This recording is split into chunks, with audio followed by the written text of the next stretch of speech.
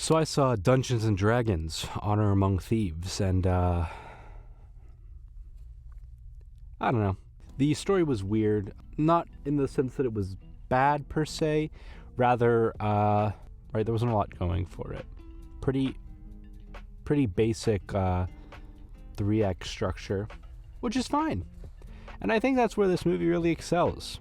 It is not a moral high ground, slap you with a political message, anything like that, right? And I think if you go into the movie knowing that, you're going to have a fun time. I went in not really expecting a whole lot, but I left it and I was I was indifferent. One of the main issues I had was with the pacing. There were some parts that felt extremely slow, way too slow. And I just got so detached from the story, and I got bored. There was like the 30-minute mark, and I was in the theater, and I was like, oh my god, this is going by slow. I was like, maybe it's been an hour, right? I look at my phone, 31 minutes that I've been in the theater. And it didn't really go away until kind of the heist scene, which is an hour and 20 minutes, I think, into the film. So it's like, it's really cooking for a while. So, but I don't know. The beginning part of the movie, it was very, very slow for me. It's fun. It's a fun movie. I just think that some of the story beats, some of the pacing was just not great. It was very slow. Chris Pine, great job from him, as well as most of the cast. I think most of the cast does a pretty good job. They must have in the storyboard room have been throwing around the idea of like Guardians of the Galaxy, because that's kind of what this is. This is a Guardians feeling movie.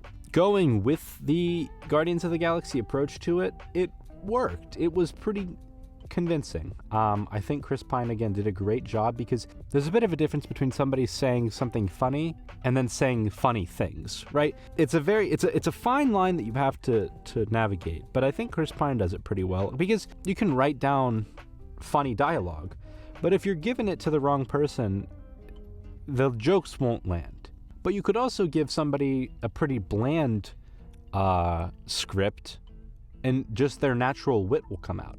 And I think that might be where Chris Pine is leaning in this movie. I think he's given a script, and he's just being himself or the character and just saying it funny. So I think that aspect works.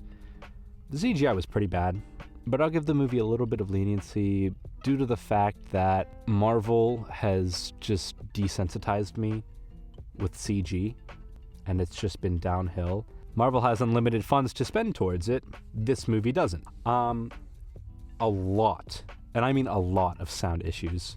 I have a minor in audio engineering, sound, all that stuff, right? And this movie had just horrible sound design for some things. There was a fight scene with the paladin and the assassin, and every time anything would happen with the sword, even moving, not even hitting, it had this like shing, shing, shing, shing, shing, and it was the same sound. It was the same one like audio clip that every time anything happened, the sword could have like turned like that, or it could have hit somebody or anything. Each time it made this shing, shing, shing. Like that was very distracting. I sat there in the fight and I'm like, wow, I don't care what's happening in the fight. All I can think about is this one audio clip being played like 30 times in the span of like 10 seconds. And the other thing is dialogue. And Dungeons and Dragons isn't the only one who suffers from this. A lot of films recently have been doing this. I can't hear these people. I don't know what it is. I have found myself more in the past 2 years than ever before watching more films and TV shows with subtitles. And I don't know what it is. I don't know if it's that these directors and sound engineers don't understand how to mic things very well.